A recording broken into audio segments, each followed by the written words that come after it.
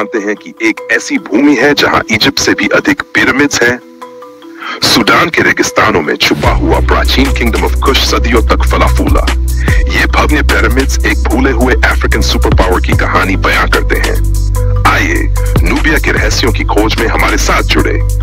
Kingdom of कुश, जो वर्तमान में सूडान में स्थित था, एक शक्तिशाली सभ्यता थी जो लगभग 2500 BCE में उभरी। प्राचीन इजिप्ट के दक्षिण में स्थित इसने महत्वपूर्ण व्यापार मार्गों पर नियंत्रण किया और प्राचीन दुनिया के सबसे समृद्ध क्षेत्रों में से एक बन गया। इजिप्ट के विशाल पिरामिड्स के विपरीत नूबियन पिरामिड्स ऑफ मेरो छोटे, खड़े और संख्या में कहीं अधिक हैं। ये पिरामिड्स केवल कब्र नहीं थे, ये परलोक की ओर जाने वाली प्रतीकात्मक सीढ़ियां थीं जो डिवाइन किंगशिप और अनंत यात्राओं को दर्शाती थीं।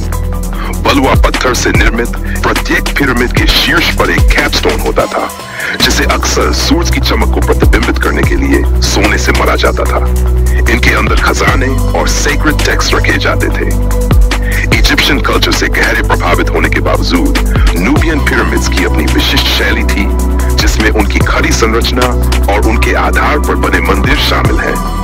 प्रभाव दोनों दिशाओं में था। द ब्लैक फेरोज ने नूबियन ट्रेडिशंस को इजिप्शियन एम्पायर के केंद्र तक पहुंचाया।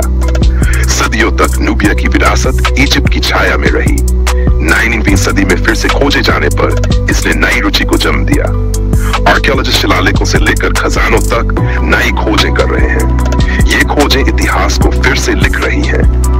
नूबियन पिरामिड्स हमें याद दिलाते हैं कि मानव इतिहास में अफ्रीका का योगदान विशाल और अक्सर अनदेखा किया गया है। ये पिरामिड्स एक शक्तिशाली सभ्यता के प्रतीक के रूप में खड़े हैं, जो सभी बाधाओं के बावजूद फली फूली और जिसने संस्कृति और इतिहास को आकार दिया।